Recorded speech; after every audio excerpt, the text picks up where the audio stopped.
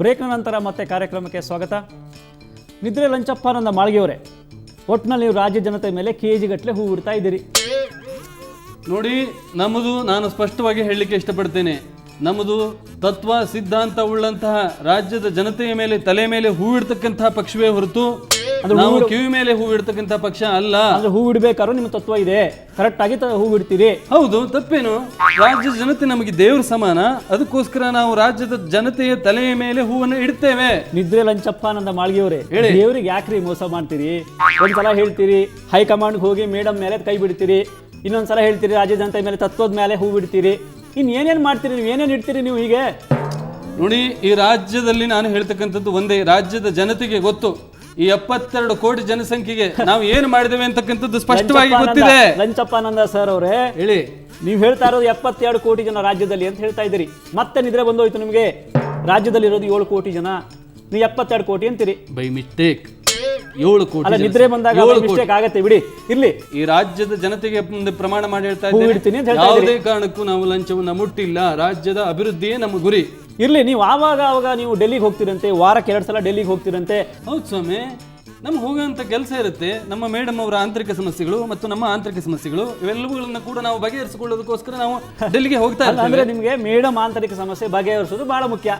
ನಿಮ್ಮ ಆಂತರಿಕ ಸಮಸ್ಯೆ ಡೆಲ್ಲಿ ಹೋಗಿ ಪರಿಹಾರ ಮಾಡ್ಕೋತೀರಿ.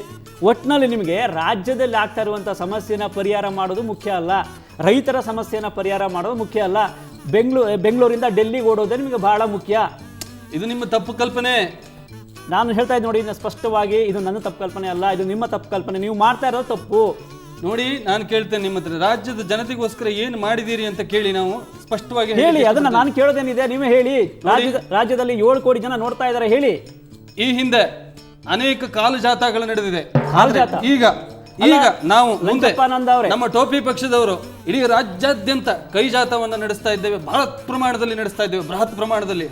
ಲಂಚಪ್ಪಾನಂದವರೇ, ನಿಮ್ಮ ಪಕ್ಷದಲ್ಲಿ ಇರೋರಿಗೆ ಕಾಲಲ್ಲಿ ನಡೆಯೋಕೆ ಆಗೋದಿಲ್ಲ, ಕೈ ಜಾಥಾ ಮಾಡ್ತೀರಿ ಅಂದ್ರೆ ಕೈಯಲ್ಲಿ ನಡ್ಕೊಂಡು ಹೋಗ್ತೀರಿ ನೀವು. ಹೌದು ಸ್ವಾಮಿ, ನಮ್ಮ ಪಕ್ಷದಲ್ಲಿ ಕ್ರೀಡಾಪಟುಗಳಿದ್ದಾರೆ, ಕುಸ್ತಿಪಟುಗಳಿದ್ದಾರೆ, ಅಸಂಖ್ಯಾತ ಕಲಾವಿದರಿದ್ದಾರೆ. ನಾವು ಎಲ್ಲರೂ ಸೇರಿ ಒಬ್ರಿಗೊಬ್ರು ಕೈಯನ್ನು ಹಿಡ್ಕೊಳ್ಳೋದ್ರ ಮುಖಾಂತರ ನಾವು ಕೈ ಜಾಥಾವನ್ನ ಬೃಹತ್ ಪ್ರಮಾಣದಲ್ಲಿ ನಾವು ಡೆಲ್ಲಿಯವರೆಗೂ ಹೋಗ್ತಾ ಇದ್ದೇವೆ. ನೋಡಿ ಲಂಚಪ್ಪಾನಂದವರೇ, ಹೇಳಿ. ಸ್ಪಷ್ಟವಾಗಿ ಹೇಳ್ತಾ ಇದ್ದೀನಿ, ನಿಮ್ಮ ಪಕ್ಷದಲ್ಲಿ ಕುಸ್ತಿಪಟುಗಳು ಇದ್ದಾರೆ ಅಂತ ಮತ್ತೆ ಹೇಳೋದು ಬೇಕಾಗಿಲ್ಲ. ಪ್ರತಿ ದಿವಸ ನೀವು ಕುಸ್ತಿ ಆಡಿ ತೋರಿಸ್ತಾ ಇದ್ದೀರಿ. ರಾಜ್ಯದ ಬಗ್ಗೆ ಗಂಭೀರ ಚಿಂತನೆ ನಡೀತಾ ಇರಬೇಕಾದ್ರೆ ಇನ್ನೇನೋ ನೋಡ್ತಾ ಇರ್ತೀರಿ. ಒಂದ್ ದಿವಸ ಕುಸ್ತಿ ಆಡ್ತೀರಿ, ಒಂದೊಂದು ದಿವಸ ಇನ್ನೇನೋ ನೋಡ್ತಾ ಇರ್ತೀರಿ. ಒಟ್ನಲ್ಲಿ ಹೀಗೆ ಏನೋ ನೋಡಿ ಆಟ ಆಡಿ ಕುಸ್ತಿ ಮಾಡಿ ಕಾಲ ಕಳೀತಾ ಇದ್ದೀರಿ. ನೋಡಿ ಸ್ವಾಮಿ, ಸ್ಪಷ್ಟವಾಗಿ ಹೇಳ್ತೇನೆ ನಾನು, ರಾಜ್ಯದ ಜನತೆಯ ಹಿತಕ್ಕೋಸ್ಕರ ನಾವು ಕುಸ್ತಿಯನ್ನು ಮಾಡ್ತೇವೆ. ಮಾಡೋದ್ರಲ್ಲಿ ತಪ್ಪೇನಿದೆ? ಇದರಲ್ಲಿ ನಾವು ಮಾಡ್ತಕ್ಕಂಥದ್ದು ರಾಜ್ಯದ ಜನತೆಯ ಹಿತಕ್ಕೋಸ್ಕರ, ಲಂಚಕ್ಕೋಸ್ಕರ ಕುಸ್ತಿ ಆಡ್ತೀವಿ. ಇನ್ನು ನಾವು ಏನೋ ನೋಡಿದ ವಿಚಾರ ಅದು ಬಿಟ್ಬಿಡಿ, ಅದು ಎಲ್ಲಾ ಪಕ್ಷದಲ್ಲೂ ಇರ್ತಾರೆ, ನಾನು ಅದನ್ನ ಹೇಳಕ್ ಹೋಗೋದಿಲ್ಲ. ಆದ್ರೆ ಎಲ್ಲಾ ಪಕ್ಷದಲ್ಲೂ ಜೊಳ್ಳುಗಳು ಇರ್ತವೆ. ಗೊತ್ತಿದ್ರೆ ಯಾಕೆ ಇಟ್ಕೋತೀರಿ? ಕೊನೆಗೆ ಉಳಿಯೋದು ಗಟ್ಟಿತನ ಮಾತ್ರ ಉಳಿಯೋದು. ನೋಡಿ, ಈ ಲಂಚಪ್ಪನಂದನ್ನೇ ನೋಡಿ. ಈಗ ನೋಡಿ, ನಾನು ಹೇಗೆ ಗಟ್ಟಿತನದಿಂದ ಎದ್ದು ನಿಂತಿದ್ದೇನೆ, ರಾಜ್ಯದ ಜನತೆಗೋಸ್ಕರ ಹೋರಾಟವನ್ನು ಮಾಡ್ತಾ ಇದ್ದೇನೆ. ಹಗಲು ರಾತ್ರಿ ಅದೇ ಚಿಂತೆ ನಮಗೆ. ಅಂದ್ರೆ ಹಗಲು ಒಂದೇ, ನಿಮ್ಗೆ ರಾತ್ರಿ ಒಂದೇ, ಯಾಕಂದ್ರೆ ನೀವು ನಿದ್ರೆ ಮಾಡ್ತಾ ಇರ್ತೀರಿ. ನೋಡಿ, ಈ 60 ವರ್ಷದಿಂದ ಮಾಡದೇ ಇರತಕ್ಕಂತಹ ಕೆಲಸವನ್ನ ನಾವು ಈ ಒಂದು 4 ವರ್ಷದಲ್ಲಿ ಮಾಡಿ ತೋರಿಸಿದ್ದೇವೆ. ಇದ್ರ ಬಗ್ಗೆ ನಾನು ಮತ್ತೆ ಹೆಚ್ಚಿಗೆ ಹೇಳಲಿಕ್ಕೆ ಇಷ್ಟಪಡೋದಿಲ್ಲ. ರಾಜ್ಯದ ಜನತೆಯ ಹಿತದೃಷ್ಟಿಯಿಂದ ನಾವು ಸದಾ ಕಾಲದಲ್ಲೂ ಕೂಡ ನಮ್ಮ ಪಕ್ಷ ಹೋರಾಟ ಮಾಡ್ತಾ ಇದೆ ಅನ್ನತಕ್ಕಂಥದ್ದನ್ನ ನಿಮಗೆ ಈ ಸಂದರ್ಭದಲ್ಲಿ ನಾನು ಸ್ಪಷ್ಟವಾಗಿ ಹೇಳಲಿಕ್ಕೆ ಇಷ್ಟಪಡ್ತೀನಿ. ನಿದ್ರೆ ಲಂಚಪ್ಪಾನಂದ ಮಾಳ್ಗೆಯವರೇ, ಹೇಳಿ. ನಿಮ್ಮ ಆತ್ಮೀಯರಾದಂತಹ ನಿಮ್ಗೆ ಗೊತ್ತಿರ್ಬೋದು ಚಿಕ್ಕಣ್ಣ ಚಿಕ್ಕಸ್ವಾಮಿ ಅವರು. ನೋಡಿ, ಒಂದು ವಿಚಾರ, ಚಿಕ್ಕಣ್ಣ ಚಿಕ್ಕಸ್ವಾಮಿ ಅವರಿಗಿಂತ ನಾನು ಮೊದಲಿಗೆ ಒಂದು ವಿಚಾರ ನಿಮಗೆ ಹೇಳಲಿಕ್ಕೆ ಇಷ್ಟಪಡ್ತೇನೆ. ಈ ರಾಜ್ಯದಲ್ಲಿ ನಾವು ಮುದುಕರಿಗೆ ಸೀರೆಯನ್ನು ಹಂಚಿದ್ದೇವೆ, ಮುದುಕಿಯರಿಗೆ ಶರ್ಟ್ ಪ್ಯಾಂಟ್ ಹಂಚಿದ್ದೇವೆ. ಮುದುಕರಿಗೆ ಸೀರೆ ಕೊಡ್ತೀರಿ ನೀವು, ಸೀರೆ ಉಟ್ಕೊಳ್ಳೋದು ಯಾರು ಅಂತ ಗೊತ್ತಿಲ್ಲ ನಿಮಗೆ, ಮುದುಕರಿಗೆ ಸೀರೆ ಕೊಡ್ತೀರಿ. ಇರ್ಲಿ, ಒಟ್ನಲ್ಲಿ ಇರ್ಲಿ. ಏನ್ ಹೇಳಿದ್ರೆ? ನಿದ್ರೆ ಲಂಚಪ್ಪಾನಂದ ಮಾಳ್ಗೆಯವರೇ, ಮುದುಕರಿಗೆ ಸೀರೆ ಅಲ್ಲ ನಾನು ಹೇಳ್ತಾ ಇರೋದು ಸ್ವಾಮಿ, ಮುದುಕರಿಗೆ ಅಂತಕ್ಕಂಥದ್ದು ತಪ್ಪಾಗಿ ಬಂದ್ಬಿಡ್ತು. ನೀವು ಅದನ್ನೇ ಮತ್ತೆ ನೀವು ಮೀಡಿಯಾದವರು ಅದು ಮಾಡುವಂತ ಅಗತ್ಯತೆ ಇಲ್ಲ. ನಾನು ಇದು ಸ್ಪಷ್ಟವಾಗಿ ಹೇಳ್ತೇನೆ, ನಾನು ಯಾವುದೇ ಕಾರಣಕ್ಕೂ ಲಂಚವನ್ನ ಕೈಯಿಂದ ತೆಗೆದುಕೊಂಡಿದ್ದೇನೆ ಅನ್ನೋದೇನಾದ್ರೂ ಪ್ರೂವ್ ಆದ್ರೆ ನಾನು ರಾಜಕೀಯ ಸನ್ಯಾಸವನ್ನು ಸ್ವೀಕಾರ ಮಾಡ್ತೇನೆ ಸ್ವಾಮಿ. ಅದಕ್ಕೆ ಮತ್ತೆ ಲಂಚ ತಗೋತೀರಿ? ರಾಜಕೀಯ ಅಂದ್ರೆ ಪ್ರೂವ್ ಆಗದೆ ಇರೋ ತರ ಲಂಚ ಕೊಟ್ಟು ಲಂಚ ಮತ್ತೆ ಇದು ಮಾಡ್ತೀರಿ. ಒಟ್ಟಿನಲ್ಲಿ ಲಂಚದಲ್ಲಿ ವ್ಯವಹಾರ ಮಾಡ್ತಾ ಇದ್ದೀರಿ ಸ್ವಾಮಿ. ನೀವು ಆಗ್ಲಿಂದ ನೀವು ಇದೇ ಹೇಳ್ತಾ ಇದ್ದೀರಾ. ನಾನು ಹೇಳ್ತಾ ಇದ್ದೀನಲ್ಲ, ನಾನು ಲಂಚವನ್ನ ಕೈಯಿಂದ ಮುಟ್ಟಿಲ್ಲ ಎಂತಕ್ಕಂಥದ್ದನ್ನ ಮತ್ತೊಮ್ಮೆ ನಿಮಗೆ ಸ್ಪಷ್ಟಪಡಿಸ್ತಾ ಇದ್ದೇನೆ. ಇದು ನಿಮ್ಮ ತಪ್ಪು ಕಲ್ಪನೆ. ನಾನು ಒಂದು ಮಾತನ್ನು ಹೇಳ್ತೀನಿ, ನಾನು ರಾಜಕೀಯ ಸನ್ಯಾಸ ಅಂತ ಹೇಳಿದ್ನೇ ಹೊರತು ನಾನೇನು ಸನ್ಯಾಸ ತಗೋತೀನಿ ಅಂತ ಹೇಳಿಲ್ಲ. ಉಪ್ಪು ಹುಳಿ ಖಾರ ತಿಂದೇ ಸ್ವಾಮಿ, ಇದು ನಾವೇನು ಸನ್ಯಾಸಿ ಆಗಿ ಕೂತ್ಕೊಳ್ಳೋಕ್ಕಾಗ? ನಿದ್ರೆ ಲಂಚಪ್ಪ ಒಳ್ಳೆ ಗದ್ದೆ ಆಯ್ತು. ಸನ್ಯಾಸತ್ವ ಅನ್ನೋದೊಂದು ಪವಿತ್ರವಾದ ಕ್ಷೇತ್ರ. ನೋಡಿ ವಿನಾಯಕ್ ಅವರೇ, ನಿಮ್ಮ ಹತ್ರ ಒಂದು ವಿಚಾರ ಕೇಳಬೇಕು ಅಂತಿದ್ದೀನಿ. ಈ ಆನಂದ ಅಂತಿದ್ದವ್ರ ಮೇಲೆಲ್ಲ ನೀವು ಮೀಡಿಯಾದವ್ರು ಮುಗಿ ಬೀಳ್ತಿರಲ್ಲ, ಏನು ಕತೆ ಅಂತ ನೋಡಿ. ನೀವು ಆನಂದ, ಸದಾನಂದ, ಬ್ರಹ್ಮಾನಂದ, ನಿತ್ಯಾನಂದ, ಸುನಂದ ಏನ್ ಬೇಕಾದ್ರೂ ಹೆಸರಿಟ್ಕೊಳ್ಳಿ, ಆದ್ರೆ ರಾಜ್ಯದ ಜನರನ್ನ ದುಡ್ಡನ್ನ ತೆಗೆದುಕೊಂಡು ನೀವು ಯಾಕೆ ಆನಂದವಾಗಿರ್ತೀರಿ? ರಾಜ್ಯ ಜನತೆಗೆ ಯಾಕೆ ಮೋಸ ಮಾಡ್ತೀರಿ? ಅದನ್ನಂತ ನೀವು ರಾಜ್ಯ ಜನತೆಗೆ ಮೋಸ ಮಾಡಿ ದುಡ್ಡು ತಗೊಂಡು ಲಂಚ ತಗೊಂಡು ನೀವೇನು ಗಮನದಾರಿ ಕೆಲಸ ಮಾಡ್ತೀರಿ ಅನ್ನೋದನ್ನ ತೋರಿಸ್ತೀವಿ ನಾವು. ಅದರಲ್ಲಿ ತಪ್ಪೇನಿದೆ? ಆದರೂ ನೀವು ಆನಂದ ಅಂತ ತುಂಬ ಜಾಸ್ತಿ ಆಯಿತು. ಸುಮ್ಮನೆ ನೀವು ನಾವು ಆನಂದವಾಗಿರಲ್ಲ, ನೀವು ಆನಂದವಾಗಿರೋದು. ಇರಲಿ, ನಾನು ಹೇಳ್ತಕ್ಕಂಥದ್ದು ಒಂದು ವಿಚಾರ ನಿಮಗೆ ಸ್ಪಷ್ಟಪಡಿಸ್ತೇನೆ ನೋಡಿ. ನಮಗೆ ಹಗಲು ಒಂದೇ, ರಾತ್ರಿನೂ ಒಂದೇ. ಸ್ಪಷ್ಟವಾಗಿ ಕರೆಕ್ಟಾಗಿ ದೇವರಾಡಿಸಿದ ಮಾತಿದು. ಯಾಕೆಂದ್ರೆ ನಿಮ್ಗೆ ಹಗಲು ಒಂದೇ, ರಾತ್ರಿನೂ ಒಂದೇ. ಯಾಕೆಂದ್ರೆ ನೀವು ಹಗಲು ನಿದ್ರೆ ಮಾಡ್ತೀರಿ, ರಾತ್ರಿ ನಿದ್ರೆ ಮಾಡ್ತೀರಿ. ಹಗಲು ಒಂದೇ, ರಾತ್ರಿ ಒಂದೇ, ಸ್ಪಷ್ಟವಾಗಿ ಹೇಳಿದಿರಿ. ನೋಡ್ರಿ, ನೀವು ಏನೇ ಹೇಳಿದ್ರು ಮತ್ತೆ ಅದೇ ವಿಚಾರಕ್ಕೆ ಬರ್ತಾ ಇದ್ದೀರಾ. ನಮಗೆ ಸಾರ್ವಜನಿಕವಾಗಿ ಇದ್ದಂಥವರಿಗೆ ನಮಗೆ ಹಗಲು ಇಲ್ಲ, ರಾತ್ರಿನೂ ಇಲ್ಲ ಅಂದರೆ ಅಷ್ಟು ಕೆಲಸವನ್ನು ಮಾಡ್ತಕ್ಕಂಥ ವ್ಯಕ್ತಿಗಳಿದ್ರೆ ಅದು ನಾವು ಸಾರ್ವಜನಿಕರ ಜೀವನದಲ್ಲಿ ಇದ್ದಂಥ ವ್ಯಕ್ತಿಗಳು. ಅದರಲ್ಲೂ ಈ ಲಂಚಪ್ಪ ಆನಂದ ರಾಜ್ಯದ ಜನತೆಯ ಹಿತಕ್ಕೋಸ್ಕರ ಹಗಲು ರಾತ್ರಿ ಕಷ್ಟಪಟ್ಟು ಕಣ್ಣೀರು ಹಾಕಿ ದುಡಿತಾ ಇರತಕ್ಕಂಥ ಏಕೈಕ ವ್ಯಕ್ತಿ ಇದ್ರೆ ಈ ಲಂಚಪ್ಪ ಆನಂದ. ಅದು ರಾಜ್ಯಕ್ಕೋಸ್ಕರ ಏನ್ ಮಾಡಿದಿರಿ ಹೇಳಿ ನೀವು?